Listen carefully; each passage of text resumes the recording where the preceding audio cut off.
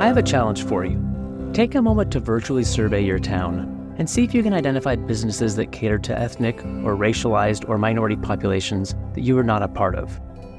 If you live in the American West, there's a good chance you are surrounded by such places, but you may not regularly think about them and the role they play for those sometimes marginalized communities.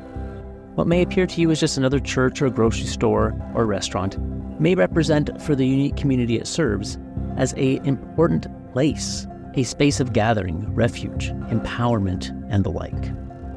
Welcome to Writing Westward. I'm your host, Brennan Rensink, and this month we talk with historian Natalia Molina about her multiple award-winning book, A Place at the Nayarit, How a Mexican Restaurant Nourished a Community, published by University of California Press in 2022. In this book, she reveals just how significant such spaces can be, and what is lost if they close. Thanks for listening.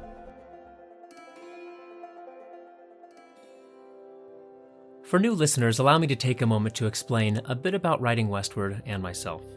Each episode features a conversation with people writing about the North American West: historians, journalists, novelists, poets, scientists, sociologists, and others. By showcasing their work, I hope to spark your curiosity to think more deeply about the region, its lands and environments, and the histories and experiences of the peoples who call it home.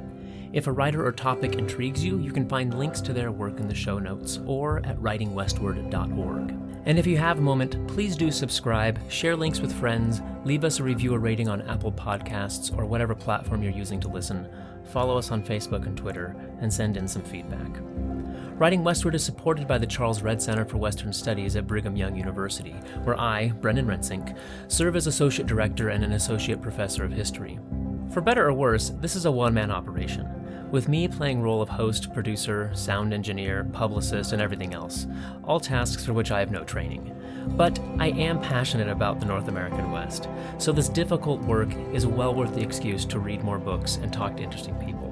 At the end of each episode, I'll include a little bit more information about me and my scholarship and about the Redd Center, our public programming and projects and funding opportunities that you could apply for. With that, let me introduce a little bit more about today's guest and why we're talking to them.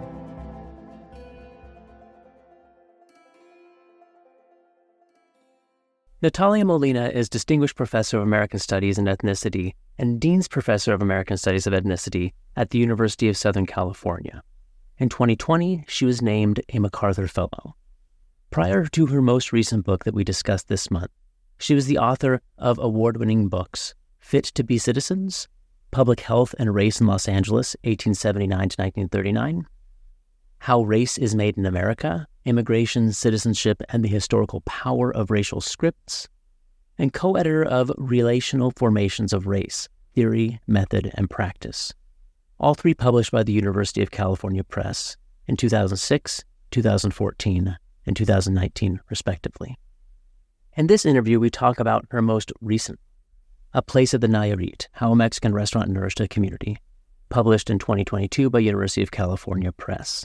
It has won a number of awards, including the Armitage Jameson Prize from the Coalition of West Women's History, the David J. Weber Prize from the Western History Association, and the John G. Cowelty Best Book Award from the Popular Culture Association. It also was a finalist for other awards, the Emily Toth Award, for which it received an honorable mention from the Popular Cultural Association, a James Beard Award from the James Beard Foundation, for which it was a finalist, the Prose Award from North American and U.S. History, for which it was a finalist from the Association of American University Presses, and it was longlisted for a Porchlight Business Book Award. I should also note that next month, in January of 2024, A Place at the Nayarit will be released in paperback. And if you go to nataliamolinaphd.com and subscribe to Natalia's newsletter, a future issue will have a 30% discount code for that paperback.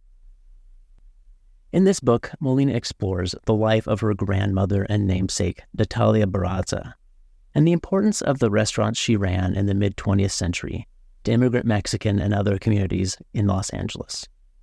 The Nayarit, it turns out, was not just another Mexican restaurant.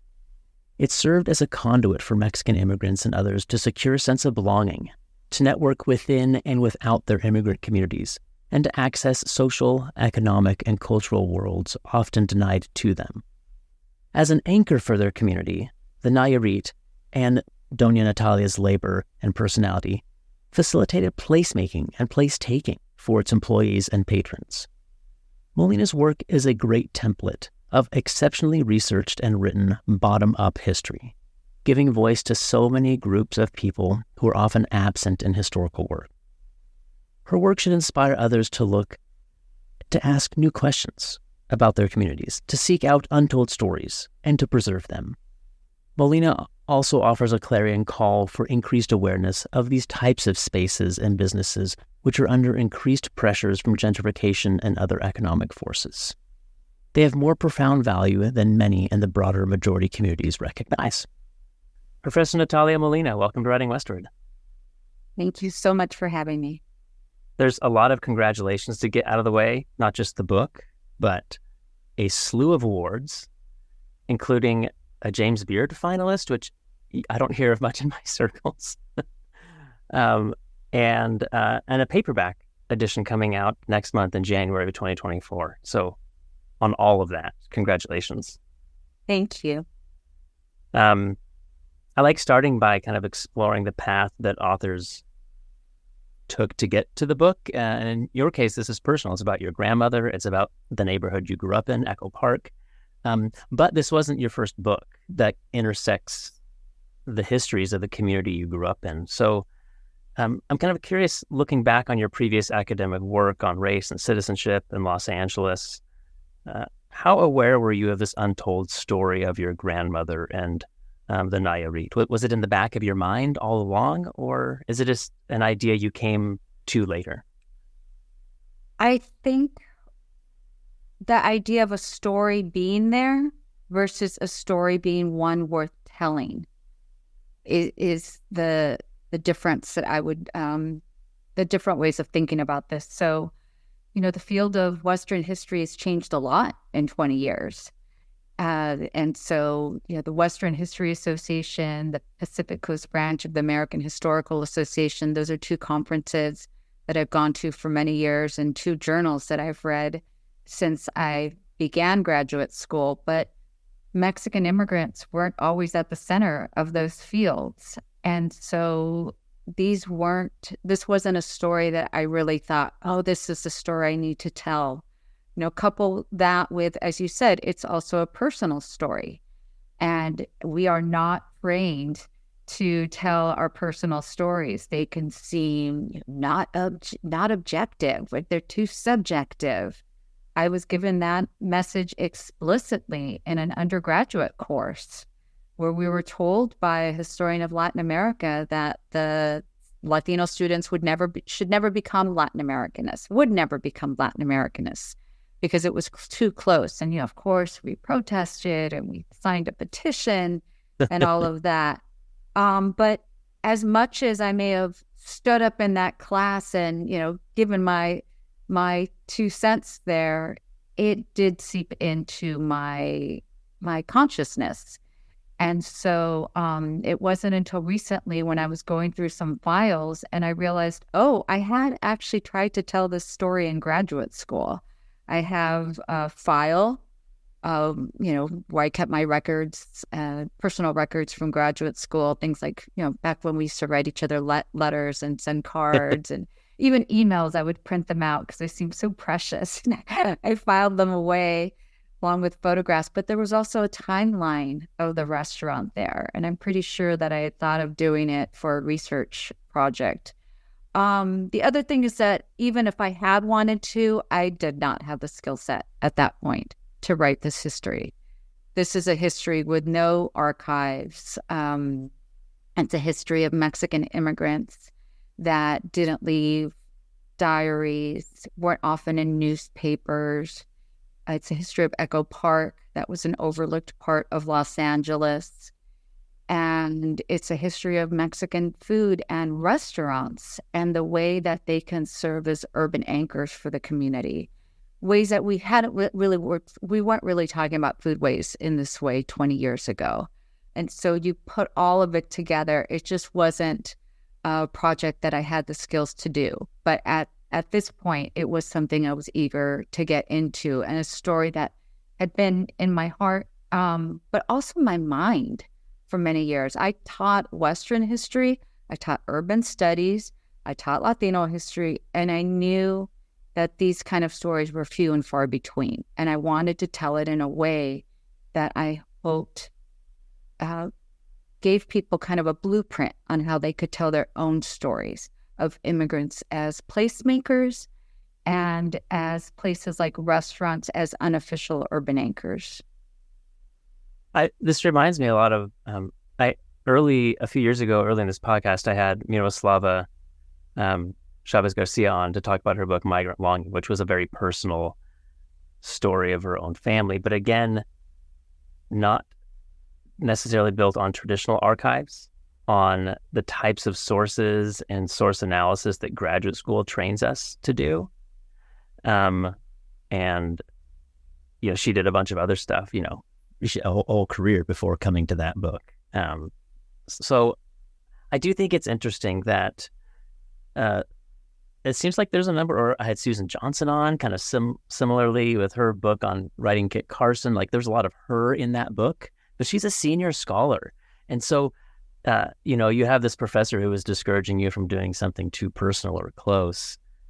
I think sometimes to do that well, you have to kind of maybe already establish yourself as as a scholar, that your craft.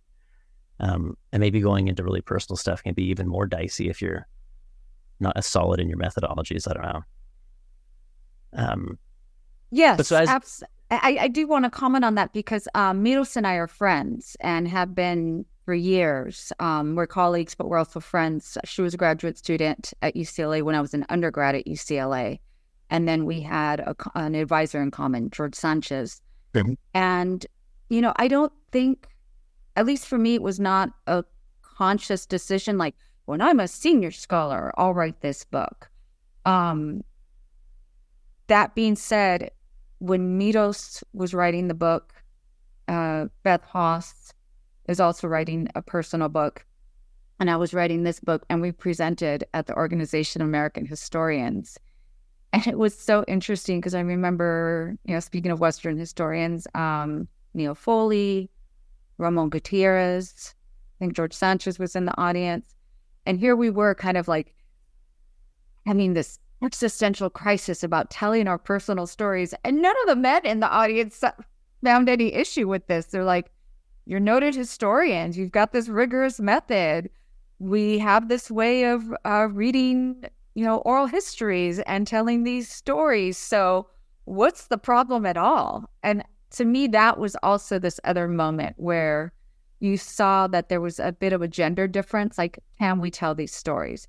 But I do think as people tell these stories in that way, and that we see how successful they are, right? Because we want to know why it matters. Mm-hmm. We want to know that these histories make a difference, and we want to see ourselves in history. So these stories end up becoming more and more compelling. Miros's book that looks at the 1960s and looks at immigration in the 1960s, if you don't tell the kind of stories that she's telling by using this copious personal archive of letters exchanged between her parents and other family members, then what that history looks like is the Bracero program with no kind of feeling, emotion, sense of humanity, right? People, like a personality, right? Yeah. The humanity. So, of course, as historians, we want the humanity. And yet, when people say they're telling a personal history, we're like, oh, wait, is this going to be rigorous enough? So I think now we're at this point where we might interrogate those questions and assumptions more than we do the histories that come out of this. Well, I hope it's like there's been a proof of concept. You and these others, as you know, have shown this can be rigorous scholarship, but can be deeply personal, which actually makes it sometimes more powerful then, because that intimacy comes through. Not to mention the fact that as a family member, often you're the one who has access to And like Miros, like she had like all these letters, this correspondence, like that wasn't in an archive for someone else to find. It's only someone in the family. That is interesting, this gendered idea that you note, though. I wonder if, are you suggesting that sometimes men don't feel as timid about this? Which is interesting also because in many kind of cultures and families and communities, women are often the story keepers and storytellers over generations. I don't know. Do you think men are a little less nervous about this for some reason? I have worked in administration for a long time, in addition to my teaching and research and writing, and a lot diversity is often at the center of my administrative work. And there's many stories that will tell us that women will wait till they're 90 to 110% sure they can do a job, whereas men, I once said this in a meeting. I said, are more like, I forget what the number is, like 50 or 60, and the men in the room all joked, right, 30 or 40. So I think there is a way in which women just need to feel like I have everything covered here, and that can seep into our scholarship. Women aren't rewarded for playing big. Women aren't rewarded for leading the pack. And are often punished. I mean, many women have been burned for...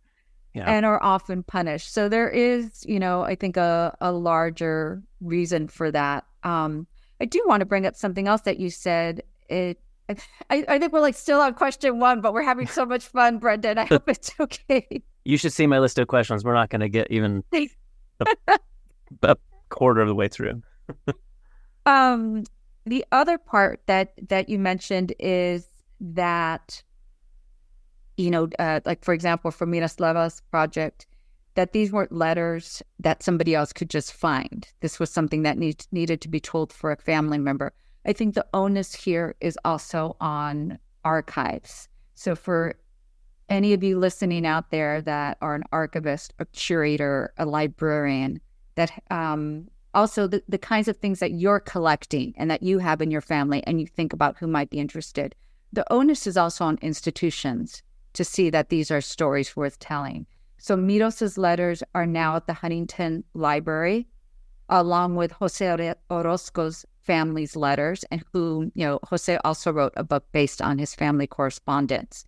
And so we also see the ways in which our scholarship will be diversified when institutions diversify their holdings. Yeah, I've done entire conference papers on the problem of archives and what is and isn't included and how that really steers entire fields. So, that's something we need to be aware of. Well, maybe we should get to the book. We're going to, I think, talk about a lot of big picture things about your grandmother's restaurant and what it meant for the community, the people who worked there, people who ate there. And I want to make sure we kind of foreground two of the biggest characters in the book, your grandmother and Echo Park, the neighborhood, kind of as a character. So maybe we start with your grandmother. She emigrates to the United States in 1922 and, faces all of the challenges that other immigrants did as well. But you also write a little bit about some unique challenges she faced as not just a woman, but a single woman. I'm curious if you explain to listeners what was unique and challenging about that, but also how that kind of came across your radar as something unique. I'm curious if this is something the family talked about or something that you teased out of documents or oral histories. I went to graduate school to do Chicano history. And as I was, learning the literature and getting a sense of the historiography, much of the literature in the early 20th century was around men. And when women were included, it was often as wives, daughters, mothers. And that was just simply a reality of the demographics at the time. It was a reflection of the demographics. That was not that scholarship had overlooked them. And so I knew my grandmother's story was unique. And then I started reading, some accounts of, Edna Lubade's work on Entry Denied, on the ways in which single women are really seen as an anomaly when they cross the border and treated as such, in terms of being seen as a prostitute. Erica Lee's work, also looking at Chinese women immigrating. So I think it's also important to, like, when there's little work done on a subject, to also say, how might we think about this more broadly? And that's one of the things I really enjoy about my work being relational, is looking at these stories of people that didn't fit the mold. And so it was another thing that encouraged me to tell my grandmother's story. And so before I got to this book, one of the research papers that I did even in graduate school was on women midwives, Mexican women midwives, because I was finding women so little in the sources. And so I thought, well, who needed to be there? And what jobs did they occupy? And it was often, running a boarding house, as a laundress, as a housekeeper maybe. But I thought, oh, well, definitely there were women there. At the very least, we need to look at midwives. And that's actually how I got into the book, my first book, Fit to be Citizens, Public Health and Race in Los Angeles. Not because I thought I need to understand how all institutions racialize groups, and I'm going to look at it through public health because it's a fascinating way to look at it, since they purport scientific objectivity, and since they end up shaping everything from urban policy to immigration policy, both at the local level, the national level, internationally. It was just a way to get into this conversation about what role did women play in society. And by looking at my grandmother's story, we're also able to see other aspects of history that have been overlooked. Mexican immigrants as business owners, because she went on to own her own restaurant. The ways in which Mexicans established immigration networks. For years, I would read about and go to presentations on like hometown associations, one of the ways that we can really look at immigration. Most of those are like second half of the 20th century. Maybe we looked at mutual aid societies, and those again were formed around men. But what I saw in my family was there's a precursor to all that organizing, and women are usually behind that. They're the ones that have the social networks. They're the ones that are getting people together. They're the ones that are feeding people. And so that when people are ready to form a hometown association or a mutual aid society, it's often because that community was fortified by the women in that community. I mean, it speaks to the power of looking for the things that don't fit the mold. And I wrote a book about Native immigration and Indigenous peoples crossing the U.S.-Mexico, U.S.-Canada borders, but I'm going the opposite direction that most did. And because that was kind of the hook for me, because this doesn't fit the mold. And I think I'm always, whenever I give book talks, where there's graduate students, I always encourage them to don't just cruise past those weird things that don't fit. Like, and when you're in the archive, like, start a file on them. Because I think the fear is that, well, there's no context for this. It doesn't fit the narratives I'm familiar with, so it's not going to really contribute. But by looking at things that don't fit those familiar narratives, we ask all kinds of new questions, and it cracks things open in all kinds of new ways. So it's powerful work, and your grandma being unique in that she was a single woman and a business owner, and I mean, we'll get into it. She employed lots of single women, gay men, all kinds of groups that often don't have a voice in the documentary archival record. Through your grandmother, we're able to kind of get a little bit of a glimpse into this much more complex world. Well, maybe so she immigrates in 22, starts a restaurant in the 30s. Not a great time economically. That ends up closing. She goes to Fresno for a bit, comes back in the early 40s and opens El Nayarit on Sunset Boulevard, close to the Chinatown. And then in 51, moves to Echo Park, moves the restaurant to Echo Park. And Echo Park is a big character in your work. What was Echo Park like in 1951 that made it a unique place, and maybe different than the Echo Park people may know or be familiar with today? The Echo Park that people recognize today is one that is diverse, bohemian, still has a lot of independent shop owners, not a cookie cutter kind of landscape, in terms of, planned communities, those kinds of things. And those ties run deep for Echo Park since its founding over 100 years ago. And that was what attracted people to this neighborhood. As someone who grew up in Echo Park, it was an area that was in the 70s, multiracial, multicultural, working class, LGBT community, and activists. And so when I was studying urban studies, these were not the kind of neighborhoods that often popped up. When I was studying Chicano studies, a multiracial, multi-ethnic area was not the kind of community study that was done. And so I knew that these roots, that these characteristics were the kind of things that allowed my grandmother to immigrate to a place to relocate in a place like Echo Park. As I got into the demographics, I saw actually how few Latinos were settled there at the time. Now it's a predominantly Latino neighborhood. It also, post-1965, became more Asian, and including with refugees from Vietnam. But in this time period, Latinos are a much lower percentage.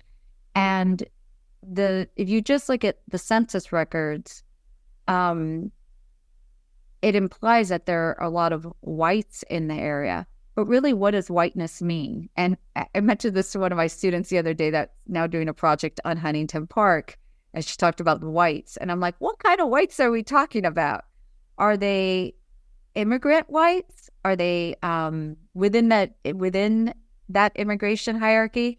Are they Anglo-Saxon whites? Are they, the kind of whites that are still aspiring to whiteness? Mm-hmm. What kind of whites are they?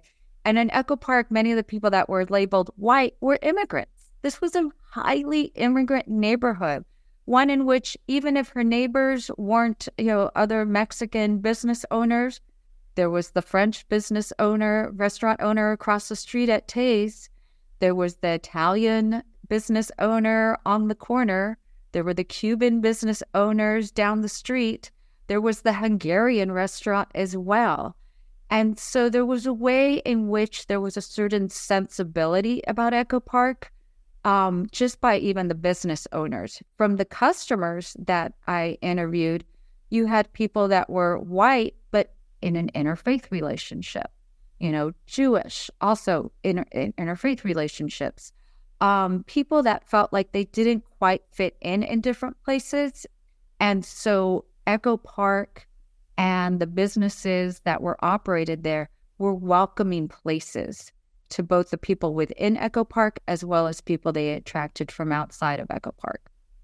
Yeah, I mean, you write that you explicitly say, like, my point is not to say that Echo Park was a multiracial utopia, and you say it was not, but it didn't have the same burden of racial policing that some other neighborhoods may have had, which I could see being attractive to. It is your grandmother's, look, well, where do I move my restaurant? Because her lease was being closed out where she was before. But it still seems maybe counterintuitive. Why would she not have gone, over to East LA, where there's a large, and in some places really consolidated Mexican and Mexican American population, which would be a huge customer base for her. That seems like the more obvious choice. So why do you think Echo Park? Why not elsewhere? That's a great question. I'm teaching an LA research methods class right now, and we've been talking about, how do you write about speculation? And this to me is the perfect question, right? Because I picture her at the restaurant that she was at before this restaurant, the one she opens in 1951, that becomes like the Nayarit. The first restaurant was also the Nayarit, but this is the restaurant that has the enduring legacy. And the smaller Nayarit, I think she could have gone 2 miles east and been in East LA, like you said, And instead, she chose to go 2 miles west. And that 2 miles west changed the trajectory of her life as much as, if not more than, the 1,800 miles from her hometown in Mexico. Speculating, it could have been the rents were cheaper. It could have been that there was just a space available. She had a real estate agent. It could have been that she herself didn't feel comfortable in East Los Angeles. Yes, she was Mexican, but she was not married. And, she was divorced. So she already didn't fit the mold. And so, it could have been all these things. And it could have been that when she went, the person who was her landlord was a Jewish immigrant, had also fled war, could relate to somebody who was different. And maybe she felt comfortable with him. And she became good friends with her landlord for many years. And it leads to really unique, she already had lots of interactions and connections with non-Mexicans in LA from the previous restaurant. But moving it, as you say, west over to Echo Park really seems to accelerate this. And in one of the later chapters of the book, you talk about how this facilitates her employees being able to use the restaurant and their experiences there as a way to engage with all kinds of social and political and cultural and economic spaces in Los Angeles that might normally have been closed off to Mexican immigrants. But because of the connections that Doña Natalia had, it gave them access to things. And this is, counterfactual history, but, if she had moved east to East LA, I wonder if a lot of those connections wouldn't have been made and it wouldn't have had the same really unique impact that it ended up having. That is a big reason why I wrote the book. I had a very different personal experience than many of my friends and later colleagues that had grown up in ethnic enclaves. And, many of my books often start from somewhere very personal, very, just a question I'm trying to figure out. I had a boyfriend in graduate school that was from East Los Angeles. And I remember one night he came to pick me up and my brother was there and he said, "Where are you going? Where are you going out to dinner?" He said, "We haven't decided yet. It's a nice night. Why don't you go to Gladstone's?" And my boyfriend at the time said, "Where's that?" And my brother said, "Oh, you don't live in Echo Park, right?" Gladstone's was in Malibu. It was at the beach. But because Echo Park is so centrally located and connected well, through transit lines and through freeway lines, you always felt like, the lie in LA is it's 20 minutes away. It's not 20 minutes away because of traffic. But at least at that point, many things were with less traffic versus somewhere like East Los Angeles, versus somewhere like Highland Park. When I was a substitute teacher, a long-term substitute teacher in Highland Park, I would often be late to school because you could get trapped by the railroad lines. A train could be crossing you. My students, after their after-school jobs, were making boxes, working at a factory, working at the swing shift. Versus, my brother's first job was at Roman's Chinese Theater. Other friends, their first job was at the Music Center, Glendale Galleria. There was just a kind of mobility that really that was affected by the geography. So I always look at the geography of a place as well as what resources were invested in it to have a sense of how people could move through the city. I knew that from my father being a bartender. My dad was a Mexican immigrant, spoke English with an accent. But when we would go to Las Vegas as a bartender, someone with not a lot of resources, but he could tip at, when we checked into a hotel room to make sure we got a nice hotel room, or that when we went to dinner, he would tip the host or hostess so that we could get a nice table so that we weren't sat at the back by the kitchen. These are things he had learned as a bartender. And so I saw that, we often associate social and cultural capital with money, with resources, but it was also about the knowledge that they learned in the hospitality industry and the connections that they made. the Nayarit, one of the clubs that they hosted was the Mexican Lawyers Association. And so that meant that when people had a question, or the Mexican American Lawyers Association, they would ask them. So they started to know who to ask, and they actually had people to reach out to when there were issues. Yes.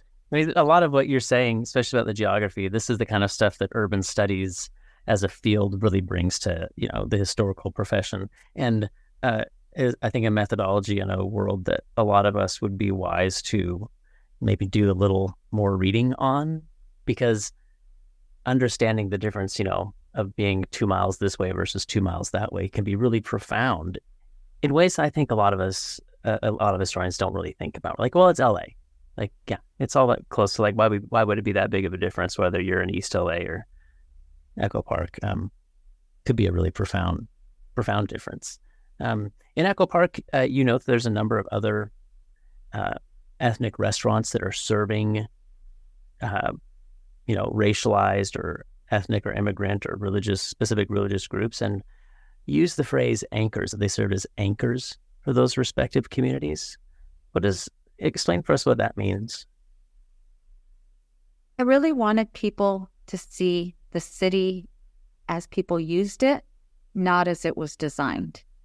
And in this book, and this has a lot to do with the fact that I'm from LA, and as a kid, raised by a single mother, best friends with another kid whose parents were also divorced, we went all over LA and, used what was then the RTD, the Rapid Transit District buses, what is now Metro. And we, now people go to downtown and flock to it, but I've been going downtown for, since I was a kid. And when you go to these spaces that, at that time were gentrified, it's often immigrants you see there. They're the ones that are, enjoying the buildings, picnicking in the parks outside of museums like the Natural History Museum, going to Echo Park, the actual park, and having a picnic or fishing. Before it was scenic, it has now been, redone. And yet, if we put, what are the major landmarks in Echo Park in terms of how, like, a city planner would see it, you might think of something like Dodger Stadium, Echo Park, a library, a hospital, major religious institutions. But in terms of how people live their everyday lives, it was often, bars and restaurants and cafes that people congregated in. And I think it's really important to think about these unofficial urban anchors, because if we only think about, like, well, they're public spaces as well, like the public park. Public spaces are often not safe and not as accessible as we may think, especially during this time period, the 50s and 60s. We know that, beaches, swimming pools, public parks also had segregation. And so, in Los Angeles, people don't often, people think about segregation, one, in terms of black and white, or they think about it as more relegated to the South. But even in places like Los Angeles, Mexicans weren't allowed to use public pools in many places unless it was the day before the pool was drained. And so to think about a space where people felt comfortable going to, where people could speak in Spanish, which, again, they could have gotten backlash for, where people could actually then, be served, especially if they were the ones in the service industry, to be able to leave work, leave your neighborhood behind, go somewhere and get a beer and get a taco and bump into someone you might know or may look like you and you feel comfortable striking up a conversation with in your native language is so powerful. And in itself, an act of resistance in a world in which you are meant to play small. Sure. And in a world where you're meant to, always be pushing towards blending in and assimilating, this is something really unique about what your grandma does with the restaurant. Is it's not just a Mexican restaurant, which, in terms of, like, trying to make one as profitable as possible, a lot of other Mexican restaurants, they Americanized their menus. They catered to American tastes and palates, like, literally. And you write that it was a act of, it was a political statement in a way that Nayarit did not do that. Like the menu was very regionally focused on, the province of Nayarit and those kind of dishes and all kinds of things that you wouldn't see at any other Mexican restaurant in town. But that really does change the quality of that social and cultural space, right? It's not a space that's trying to cater to the Anglo population. It's a one that is doubled down on, this is a space for Mexican immigrants where they can like feel like they're at home and they're safe and they're comfortable. They're not having to, I think one place you write that they were not, like say the servers and the menu and everything, they weren't performing a Mexican identity for a non-Mexican audience. They were just being their authentic selves. I thought that was a really unique compared to perhaps what other Mexican restaurants in the area were doing. And this then opens up all kinds of possibilities for what your grandmother in the restaurant was able to do or provide for people. So maybe let's move into that a little bit. What were the unique opportunities or things that that the restaurant provided as what you talk about, lots of place making and then later place taking that was facilitated by this? What were people gaining and benefiting from the restaurant? My grandmother was first and foremost running a business. She wanted this business to work.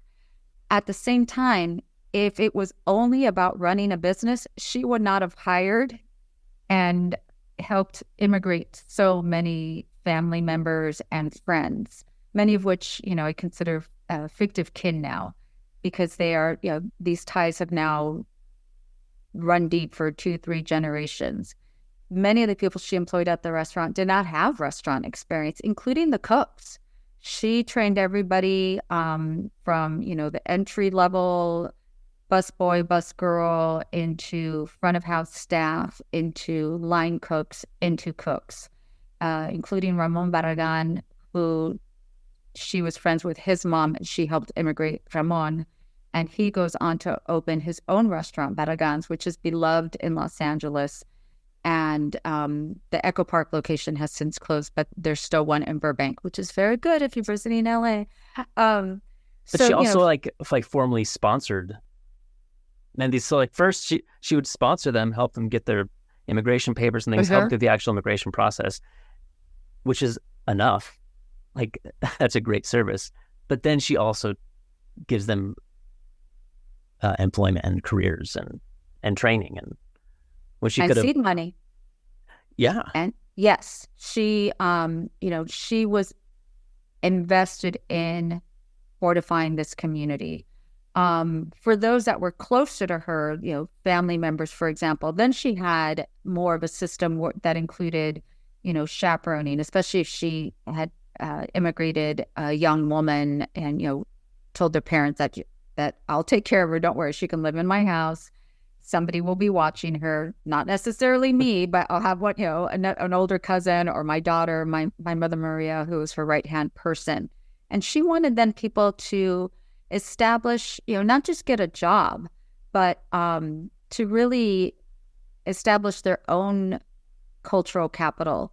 That meant learning English, so going to language school, or, for one of her nieces, Avelia Pack, who ends up marrying and opening her own mom and pop grocery store that was in Echo Park for 49 years, El Bate, which ends up closing because the rent is raised and raised and raised because of gentrification, to encouraging them to go to different parts of town, saying take a few hours off of work on a Saturday night once a month and go to a nice place for dinner, go see a concert, come back before the late night rush when all those places close and they come here for their, after dinner drinks or meals, but really learn what it means to feel that you can walk into a space and belong. Yeah, you use the word bravery. Is that in maybe one of your chapter titles or a subheading about the bravery of what you call place taking of these people that then, they went out to places that were maybe not generally open to Mexican American or more recent immigrants, and to have the bravery to go and have a nice dinner, right? But be back for the evening rush. Things get busy. She also implied, surprisingly, you said a number of gay men. It was Echo Park had a LGBTQ community, but your grandmother seemed to walk a very fine line. She was welcoming, but she didn't want them necessarily being performative about their sexual identity. But she wasn't necessarily hiding to explicitly to hide it.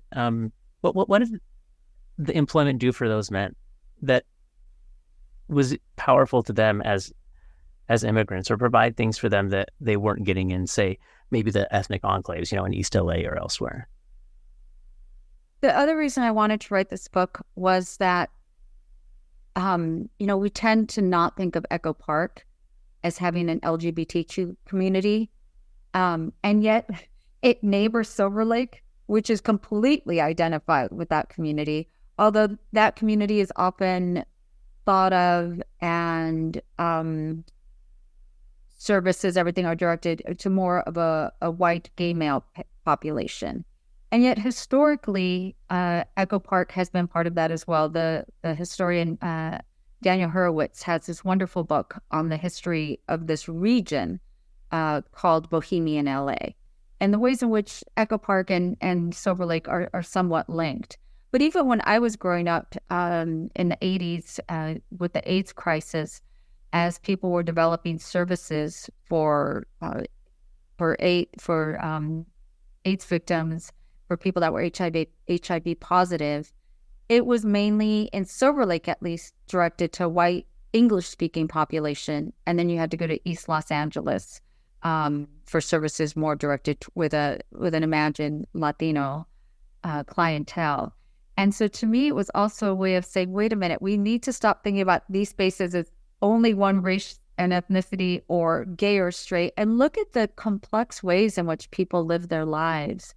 For Doña Natalia, which is how I refer to my mom and my grandmother in the interviews, because that's how everybody refers to her in the interviews. Part of this might have been somewhat serendipity. One of her nephews, though it really is like a stretch to call him her nephew, it's through marriage.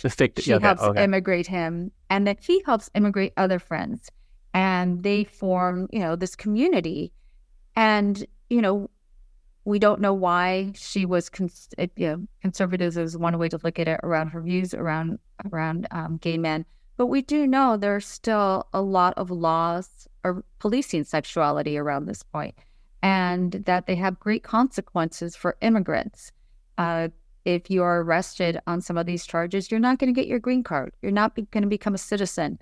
And if her business gets labeled a gay business, then the police are going to try to shut it down or be all over it, as they are the Black Cat, which is only a couple miles west of the Nayarit on Sunset Boulevard, which is where you have an incident that predates Stonewall.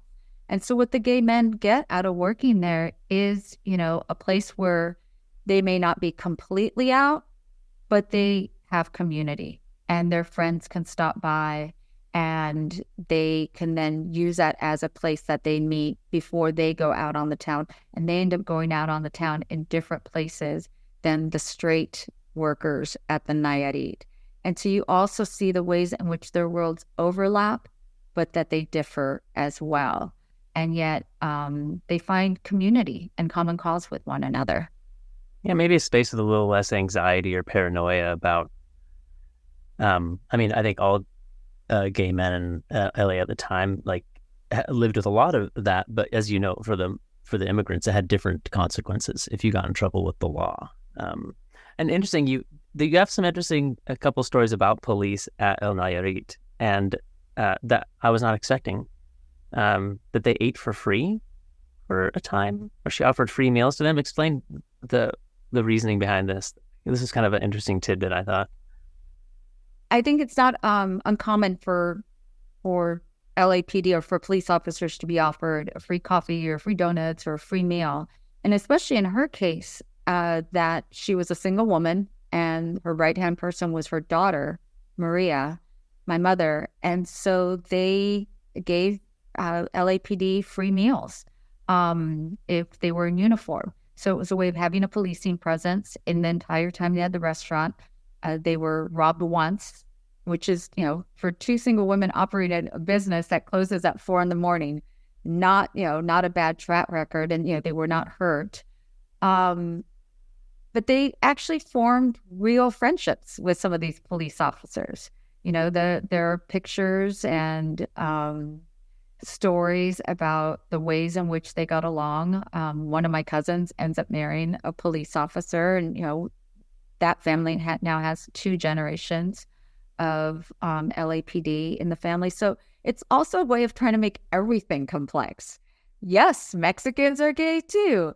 And yes, they are also part of the LAPD, right? So it's the ways in which we're trying to get past types and look at complexities, because that's how we live our lives.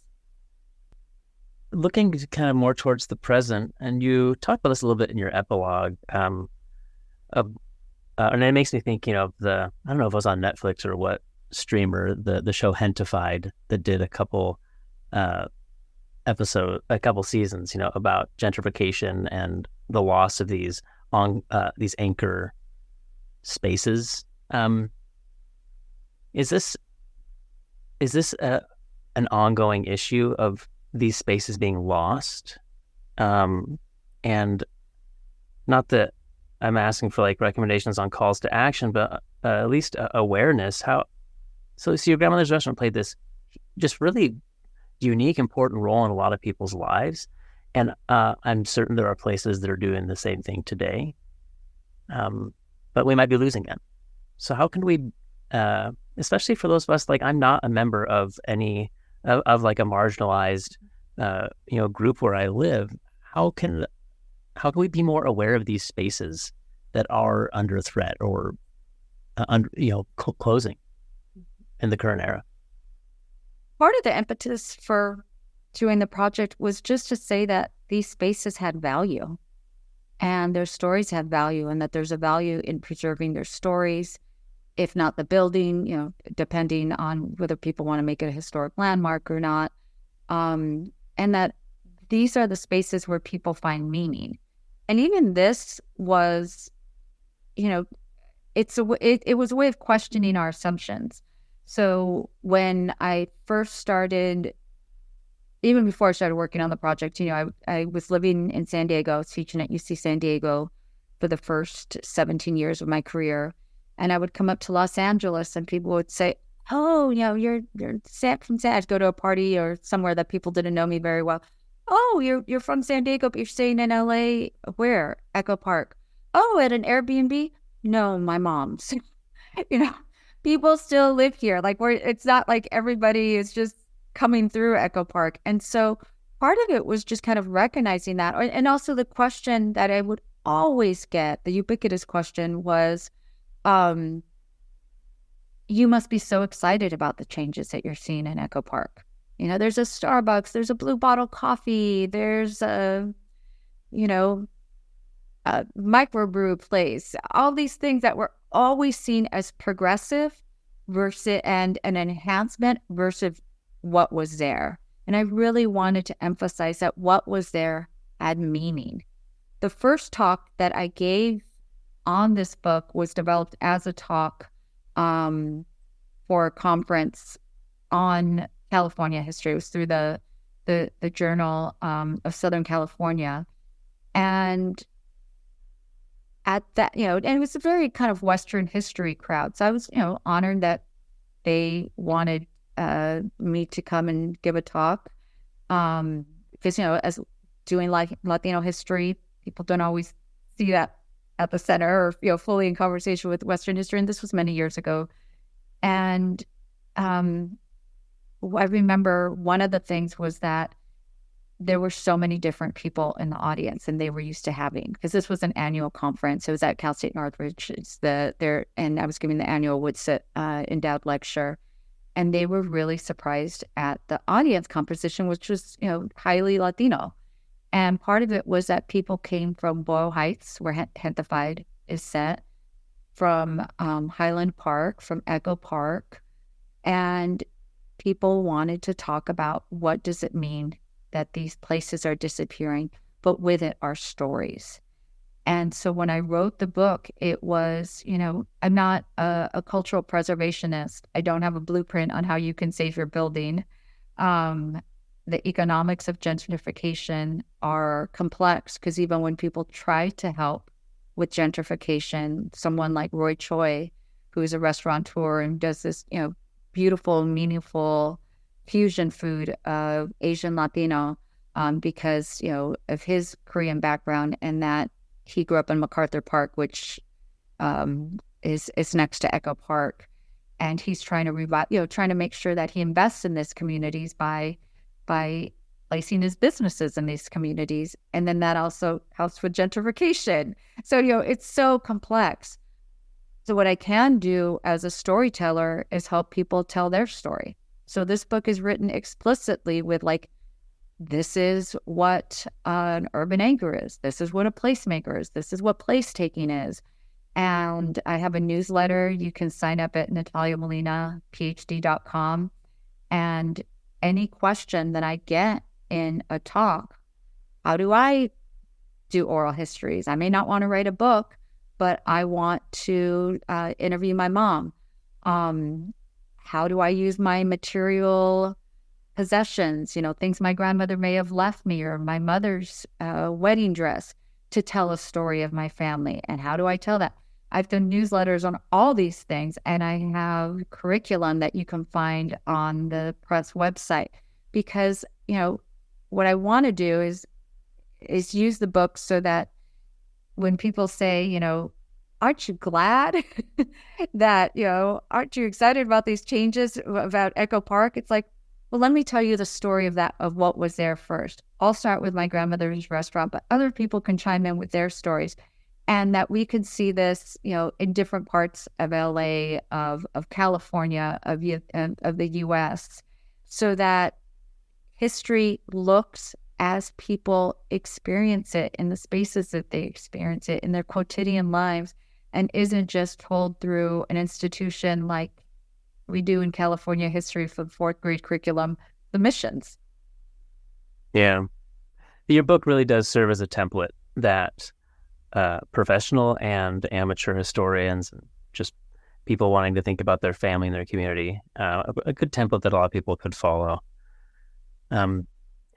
We're about out of time. Do you want to tell us about what you're working on next, what we can anticipate from you? I am so excited that I get to tell the story of the Huntington Library, Museum, and Gardens, not from the perspective of Henry Huntington, but from the immigrants who built it. And so the Huntington was built over 100 years ago. And like many major landmarks, we tend to tell that story through the people whose names are on the building, who paid for the building, paid for the land, but not the people who worked it. And so it started off as a history of its Mexican gardeners, and thinking about, the ways in which the cactus garden, for example, at the Huntington, both through the workers as well as the plant life, actually tells this different story of one that's in the museum walls, which is mainly a European collection. But, going back to the point I made earlier about whiteness and the way it operates, many of the workers that we thought of as white are actually immigrants, many of them German immigrants. And so it's trying to tell that history, and even going back in time and asking, where did the Huntingtons get their money? And whose labor and land was that built on? So really kind of a new shift, a new perspective in thinking about major institutions, much in line with the kind of conversations we've been having these days about monuments, about, institutions like the University of Virginia and who built it, and really trying to bring these conversations to the West and think about, what does it mean when it's immigrant labor versus slave labor? What does it mean when it's undocumented labor? What does it mean that many of these questions are still with us today, and much of this labor is still invisible today? I find it striking that after 40 or I don't know how many years this kind of social history, kind of bottom-up history been going on, that there are still so many untold, unexplored, even not people haven't even considered of thinking about, certain voices and populations from the bottom up that just there's just so much out there that could enrich our understanding, say, of the Huntington or of all kinds of big, broader things. So that sounds really. The comment I often get about the Huntington, because you have hundreds of scholars go through there every year, and when I tell people at the Huntington, scholars at the Huntington, what I'm working on, or people who have researched at the Huntington, they say, I'm a historian and I have walked through those gardens and I've never asked myself who built this place, right? That's part of it, is these things become so naturalized. We're not meant to ask. It's not until we're provoked. And so much of my work is about trying to give you an example, this history of a place or an institution like the Huntington, or like an urban anchor like the restaurant. But it's meant to provoke people to ask, well, we didn't recognize these things. What else aren't we asking? And where else can we look? Well, this is the best kind of provocation, then. It'll be productive for all of us. Well, congrats again on this book, all of the accolades. I'm looking forward to the next things you do as well. And I really appreciate you spending a few minutes with us on the podcast. I know you're a busy person. It's been a real pleasure. The pleasure's all mine. Thank you so much. All right. Take care, Natalia. Thank you so much for listening. I hope you'll subscribe and listen every month. Please leave us a review on whatever app or platform you're listening through, or follow us on Facebook at Writing Westward Podcast, or on Twitter at Writing West, where you can get updates and leave comments. Writing Westward is a production of the Charles Redd Center for Western Studies at Brigham Young University. We're an interdisciplinary research center that supports academic research and the promotion of public understandings about the North American West. We host regular public lectures, which we live stream, have an annual funding cycle with award, grant, and fellowship categories that nearly anyone researching or working on the region from any disciplinary approach or towards any final product can apply. Learn more at reddcenter.byu.edu. That's REDD Center. Our theme music was provided by local Utah composer Micah Dahl Anderson. Find him at Micah, D-A-H-L, Dahl, Anderson, with an O.com. I'll put a link in the episode description. My name is Brendan Rensink. I serve as the podcast host, producer, and just about everything else, so you can direct any praise or critique my way. I'm author and editor of a number of books on the West, borderlands, Native peoples, genocide studies, religion, and the environment. Recently, my book, Native But Foreign, Indigenous Immigrants and Refugees in the North American Borderlands, published by Texas A&M University Press in 2018, won the Best Historical Nonfiction Book Award from the Western Writers of America. In an anthology I co-edited with P. Jane Hafen entitled Essays on American Indian and Mormon History, published by the University of Utah Press in 2019, won the Metcalf Best Anthology Book Prize from the John Whitmer Historical Association. Here at the Redd Center, I'm also general editor and project manager of a great digital history, public history project named Intermountain Histories. It's a free mobile app and website, intermountainhistories.org, that curates student-researched and written microhistories of the region, complete with archival photos, bibliographies, and more. To contact me about the podcast, my own research, or anything else, head to bwrensink, that's RENSINK.org, or follow me on Twitter at Brendan W. Rensink. Until next month, be well, be curious, and be kind. Cheers.